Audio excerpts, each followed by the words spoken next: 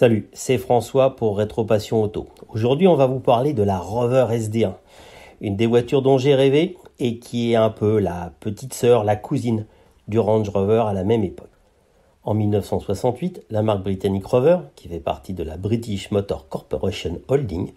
se retrouve incorporée au groupe British Leyland Motor Corporation, lorsque Leyland fusionne avec l'autre géant de l'industrie automobile britannique, British Motor Corporation. Si cette fusion donne un groupe automobile qui, en termes de taille, fait presque jeu égal avec General Motors sur de nombreux marchés, les nombreuses divisions que comporte le groupe vont rapidement entrer en concurrence. Ajoutez à cela que la plupart des marques composant ce gigantesque conglomérat étaient souvent d'anciens rivaux acharnés, et il est facile de comprendre que l'absence de synergie entre les différentes divisions caractérise bientôt le fonctionnement de plus en plus chaotique du groupe British Leyland, qui ne va pas devoir attendre longtemps avant d'être miné par des guerres intestines aussi nombreuses que stériles. Comprenant rapidement que face à ce gaspillage et donc à un manque d'argent qui se fait de plus en plus criant, il faut se serrer la ceinture et donc rationaliser le plus possible les coûts de production, et les dirigeants du groupe British Leyland décident alors de regrouper les trois divisions du groupe spécialisées dans les voitures de sport et de prestige, Jaguar, Rover, Triumph, au sein d'une même entité, la Special Division. Le programme, établi par la direction du groupe, prévoyant désormais que les futurs modèles des trois marques partagent un maximum d'éléments en commun, ce qui conduirait à terme à ce que les nouvelles Rover, Triumph et Jaguar perdent une part de leur personnalité. Au sein du groupe industriel dont le bilan financier plonge de plus en plus dans le rouge, le prestige n'est plus vraiment la priorité. Le leitmotiv, qui est désormais de mise, se résume en un seul mot: économie à tout prix. Depuis le lancement de la P4 au début des années 50, Rover cultive la monoculture, sa gamme de voitures de tourisme se résumant ainsi à un seul et unique modèle. Descendant de la P4, la P6, qui connaît un grand succès auprès du public, est surnommée à certains égards la déesse anglaise, et doit toutefois à terme être remplacée. Dans le projet imaginé par les dirigeants de British Leyland, la nouvelle berline grande routière qui doit remplacer la P6 doit aussi prendre la succession des Triumph 2000 et 2005 et devra donc être produite sous les deux marques.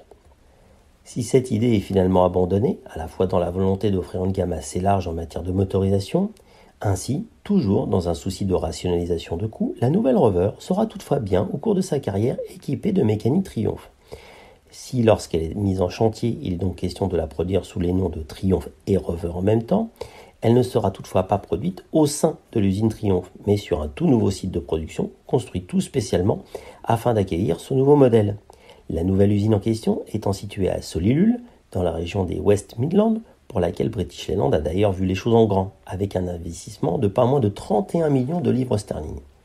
L'étude de la future Grand Rover SD1 débute en mars 69. La conception de ces lignes est confiée au designer principal de la marque, David Bash, déjà auteur de celle de la P6, ainsi que du Range Rover. Même si le bureau d'études de Triumph à Conley a aussi été sollicité afin de présenter son propre projet, ainsi que le designer italien Michelotti, qui a été sollicité lui aussi. En temps normal, il faut alors compter en moyenne une durée de 30 mois entre le lancement du projet d'un nouveau modèle et le traçage des premières esquisses sur le papier. Est-ce à cause du marasme socio-économique dans lequel le groupe British Leyland se trouve, alors empêtré jusqu'au cou, ou du caractère trop timoré ou indécis de l'équipe dirigeante d'un groupe alors en pleine déconfiture? Sans doute les deux, dans des proportions plus ou moins égales. Toujours est-il que dans le cas de la Rover SD1, il s'écoulera au total 54 mois, pas moins de 4 ans et demi, c'est-à-dire presque 2 fois plus longtemps que d'ordinaire, pour que les lignes soient figées. Il s'écoulera notamment 1 an et demi entre le moment où les plans, dessins et maquettes définitives seront envoyés par le bureau d'études aux membres de la direction et celui où elle donnera finalement son aval. Un délai anormalement long et inexplicable, sauf par les atermoiements d'un directoire aux trop nombreuses têtes qui passent souvent plus de temps à se jeter des insultes et des pierres à la figure que de sauver la marque au tracas ainsi que le groupe auquel celui-ci appartient.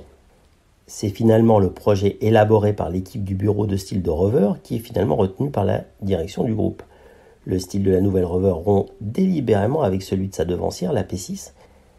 sa remplaçante se présentant, elle, sous la forme d'une berline de type fastback équipée d'un haillon, un genre de carrosserie alors inhabituel et qui restera d'ailleurs toujours la seule carrosserie proposée sur la Rover SD1. Une version break sera aussi étudiée lors de sa gestation, mais elle restera finalement à l'état de prototype, tout comme les coupés. Choisi parce que jugé à la fois plus moderne et séduisant, notamment sur le plan esthétique que le projet Triumph, le projet SD1, qui doit aboutir à la nouvelle génération des Berliner Rover, est validé par la direction du groupe en février 1971. En ce qui concerne les sources d'inspiration dans lesquelles David Bache a puisé son inspiration pour les lignes de la Rover SD1, il reconnaîtra s'être inspiré, pour les dessins de la proue, de la Ferrari Daytona ainsi que de la Maserati Ghibli.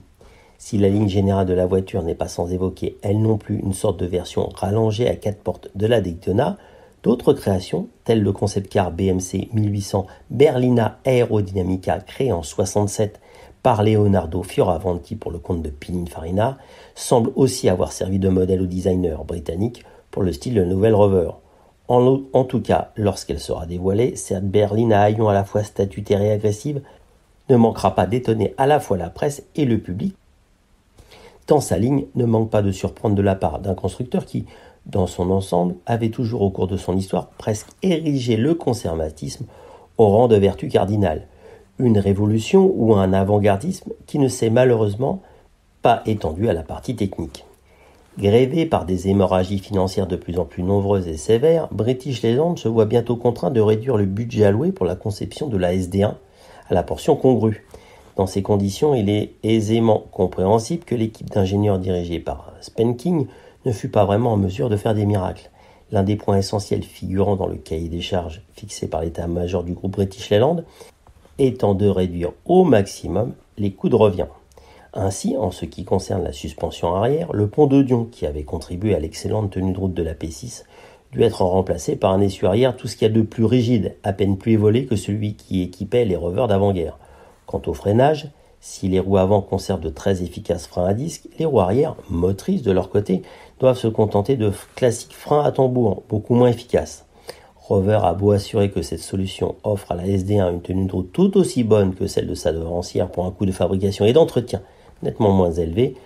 le seul vrai point positif concerne le montage d'une direction assistée Burman, offrant un très faible rayon de braquage ainsi qu'un caractère très vif au train avant qui, aux yeux de certains, n'est pas sans rappeler la direction d'Iravi qui équipe alors les Citroën.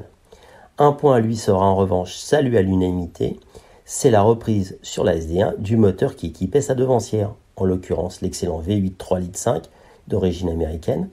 qui motorisera le Range Rover, la Morgan Plus 8, la MGB GT, la Triumph TR7 aussi. Lors de son lancement, la Rover SD1 n'est proposée qu'avec une seule motorisation et une seule finition, affichant donc d'emblée une image assez élitiste, entrant donc en concurrence plus ou moins directe avec la Jaguar XJ6. Outre l'effet nouveauté, l'accueil très enthousiaste dont elle sera gratifiée par la presse automobile va permettre à la marque Audracar d'engranger rapidement un nombre de commandes assez important et aux chaînes de production de la nouvelle usine de Solilul de tourner à forte cadence, assez supérieure même aux espérances des dirigeants de Rover et de British Leyland.